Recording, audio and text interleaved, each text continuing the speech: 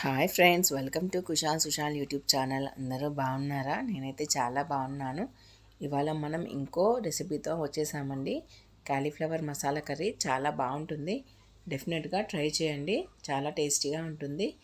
ఇంకా నా channel subscribe చేయని వాళ్ళు సబ్స్క్రైబ్ చేయండి. నా వీడియో కనుక మీకు నచ్చితే లైక్ చేయండి, షేర్ చేయండి. ఇంకెన్నో కుకింగ్ వీడియోస్ కోసం తప్పకుండా నా ఛానల్ని ఫాలో అవ్వండి.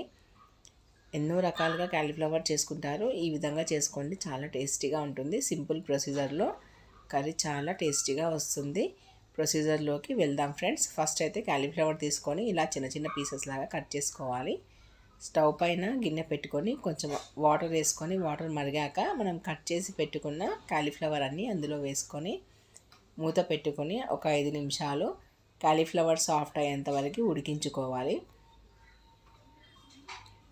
మధ్య మధ్యలో తిప్పుకుంటూ కాలీఫ్లవర్ కొంచెం మెత్తబడేంత వరకు ఉడికించుకోవాలి. ఇలా మెత్తబడిపోయిన కాలీఫ్లవర్ని మనం ఒక స్ట్రైనర్లోకి వేసుకుందాం.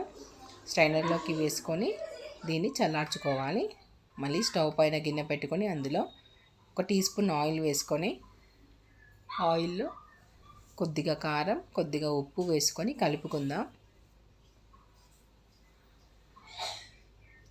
ఇందులోకి మనం ఉడికించి చల్లార్చుకున్న కాలీఫ్లవర్ ముక్కలన్నీ వేసుకొని ఒక 2 నిమిషాలు ఫ్రై చేసుకోవాలి. ఆ కారం ఉప్పు అనేది కాలీఫ్లవర్ ముక్కలకి బాగా పట్టేలాగా కలుపుకొని ఫ్రై చేసుకోవాలి.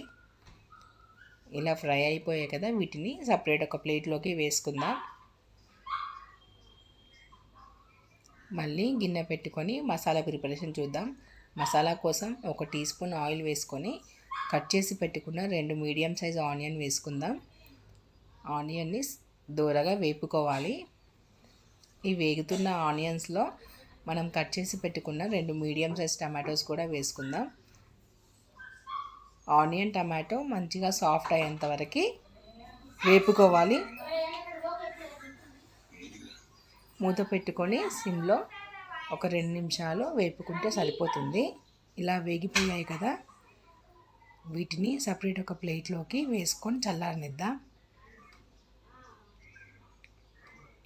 ఒక మిక్సీ జార్ తీసుకొని చల్లార్చుకున్న ఆనియన్ టమాటో ముక్కలని వేసుకొని అందులో 2-3 లవంగాలు, అలాగే 2-3 ఇలాచీలు, ఒక 1 ఇంచ్ అంత దాల్చిన చెక్క ముక్క, చిన్న సైజ్ 2 బిర్యానీ ఆకులు వేసుకుందాం. వీటన్నిటిని మనం ఇప్పుడు ఫైన్ పేస్ట్ లాగా గ్రైండ్ చేసుకుందాం. ఇలా పేస్ట్ రెడీ అయింది కదా, ఇదే మసాలా అండి. దీన్ని పక్కన పెట్టుకుందాం. మళ్ళీ స్టవ్ వెలిగించుకొని గిన్నె పెట్టుకొని అందులో కర్రీకి సరిపోయేంత ఆయిల్ వేసుకుందాం. ఆయిల్ కొంచెం హీట్ అయిన తర్వాత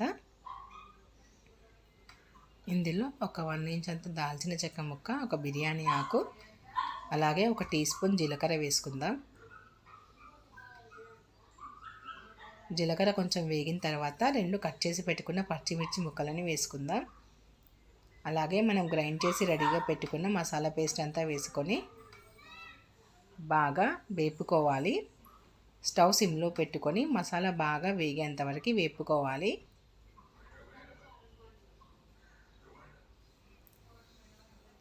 ఇలా మసాలా అంతా వేగి ఆయిల్ పైనకు వచ్చిన తర్వాత ఇప్పుడు మనం ఇందులో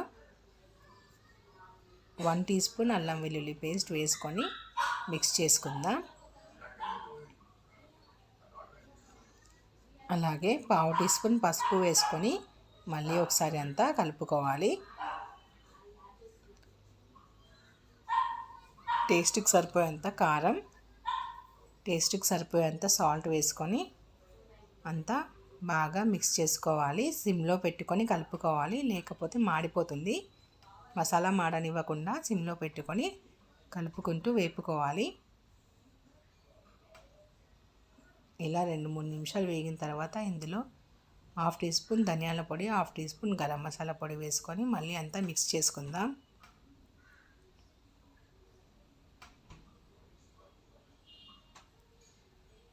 ఒక 2-3 నిమిషాలు వేగాలి. కట్ చేసి పెట్టుకున్న కొత్తిమీర, కరివేపాకు కూడా వేసుకొని కలుపుకుందాం.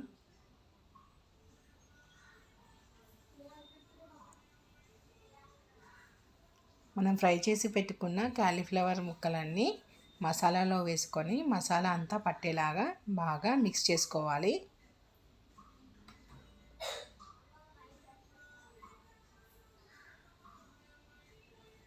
ఇలా ఒక 2 నిమిషాలు మసాలా అంతా ముక్కలకు పట్టేలాగా ఉంచుకొని ఇప్పుడు అంతా ఒకసారి కలుపుకొని అందులో గ్రేవీకి సరిపోయేంత వాటర్ యాడ్ చేసుకుందాం. నేను ఒక చిన్న గ్లాసెడ్ వాటర్ తీసుకున్నాను. ఒక 5 నిమిషాలు హై ఫ్లేమ్లో ఉడకనివ్వాలి. అంతే అండి, ఎంతో టేస్టీగా ఉండే కాలీఫ్లవర్ మసాలా కర్రీ రెడీ అయిపోయింది. తప్పకుండా ట్రై చేయండి. Thank you for watching. Thank you friends.